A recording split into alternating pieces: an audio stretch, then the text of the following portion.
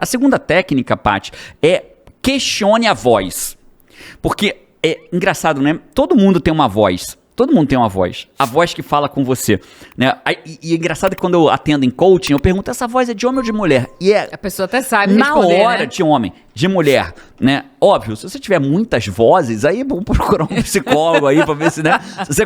Não, eu tenho 10 vozes, converso com, inclusive 9 delas estão aqui, então é bom procurar um médico, alguma coisa assim.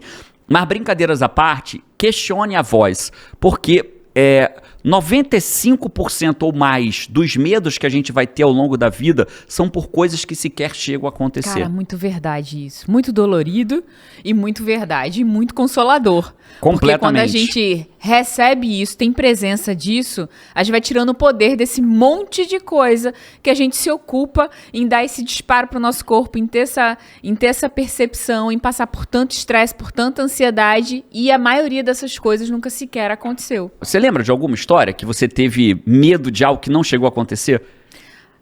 Eu tive muitas coisas assim. Agora, de lembrar Aí, não é a minha habilidade, aí não né? é Aí essa você me habilidade, pegou né? aqui no podcast. Se eu fosse o editor, eu poria a Dori passeando assim no meio do podcast. Tipo, a minha resposta seria assim, claro que não, claro que eu não lembro, mas se eu lembrar, eu comento ao longo do podcast. Por exemplo, a gente teve muito medo quando a gente veio do Brasil para os Estados Unidos. A gente, nessa época, a gente precisava fazer uma quarentena em Cancún.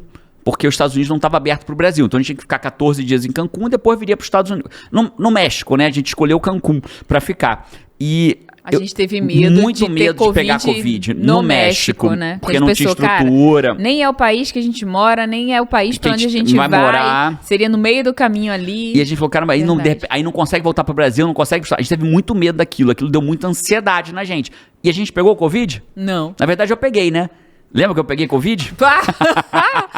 Foi, você pegou o Covid. Depois eu conto, se der tempo, a história do Covid que eu não peguei. Cara, figura esse Jerônimo. Mas eu achei que eu tinha pego Covid. Mas vamos, talvez por causa do medo. Fez o teste e tudo. É isso aí, mas depois a gente conta... Foi 2 em 1 esse, você contou de uma história, de um medo que a gente tinha, tivemos 2. Mas nunca chegou a acontecer. Que nunca aconteceu. Né? Exames que você faz o exame, às vezes com a certeza que havia um resultado negativo e não vem.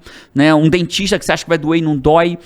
Uma demissão, uma conversa com o chefe, que o chefe chama, quer falar contigo na segunda-feira, você fala, pronto, você é demitido. E não é, né? Uma notícia ruim do financeiro que não vem, enfim, uma ligação que você acha que o coração dispara da madrugada e foi só uma ligação errada. Então, vem muitos momentos em que você pensa. Então, a segunda técnica é discuta com a voz.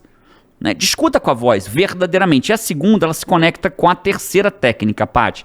A terceira técnica, a gente precisa entender... Discuta com a voz, a segunda técnica? É a segunda técnica. Como que eu discuto com a voz? Peraí, cara. 99% dos medos que eu tive nunca chegaram a acontecer. Então, discuta com a voz. Não dê atenção à voz que se conecta com a terceira. Qual é a terceira técnica? Como é que se instala um sentimento ruim? Como? Segundo o budismo, você primeiro vem um pensamento... E aí aquele pensamento começa a se repetir.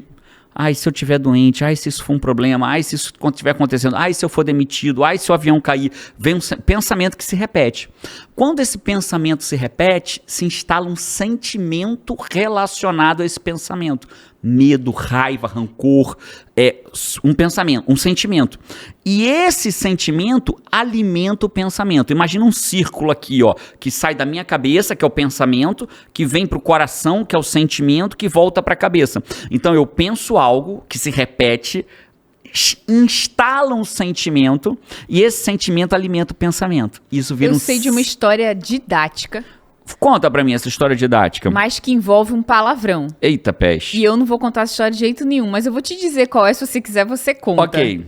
A história da lanterna. Nossa, o dia que a Paty contou a história da lanterna no podcast. Não, a Paty não vai contar essa história, mas é exato, não é ilustrativa? Totalmente. Que não sei se essa história é real, se não é, mas foi você que me contou. Não é real. E ela... Ou é. E ela é bem um pensamento que se torna um sentimento, que se torna uma atitude, né? E aí, Five? Conta ou não conta? Ô, Five, eu não vou contar. Essa história só será contada se for pela Paty. Então, se você quer que a Paty conte essa história, bota embaixo nos comentários, conta a história, Paty. E aí, no próximo podcast? No próximo podcast. É isso aí, amigo. É assim que a vida funciona. Então, mas o que é o mais importante, Paty? A gente precisa entender assim, ó. Quando o pensamento se repete, instala um sentimento. E o próprio sentimento alimenta o pensamento e isso vira um ciclo vicioso do sentimento negativo. Então, como é que eu faço para o sentimento não se instalar e a ansiedade não vir? Eu preciso bloquear o pensamento antes dele virar sentimento.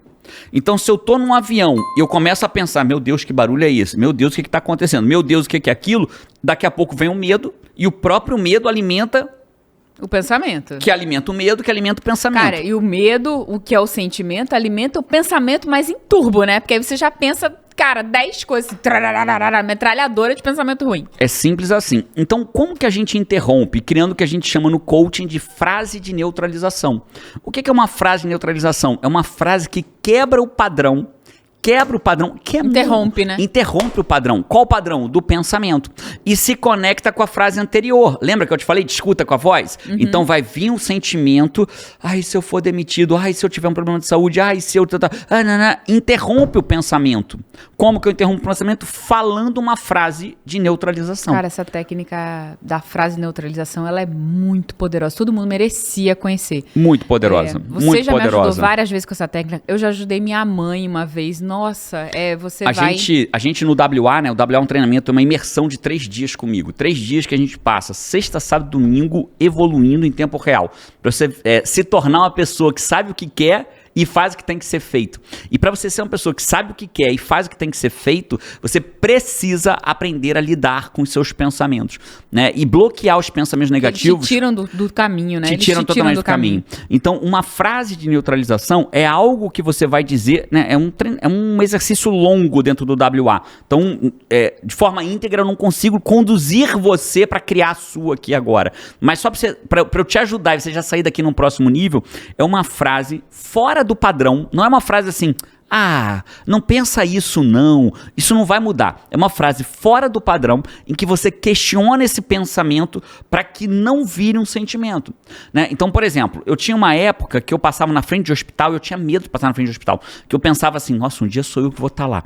E tinha um hospital que era muito desafiador para mim. Era no caminho da escola das crianças, No caminho da escola das crianças, e você via na janela, no primeiro andar, os pacientes. Então você via... Nossa, eu nunca vi os pacientes, então, nunca percebi. Eu via tudo por conta do meu medo, né? Então ali eu vi o cara já vi gente tomando transfusão de sangue, muita gente no soro, famílias ao redor da cama, eu vi aquelas janelas todinhas ali, aquilo me fazia muito mal.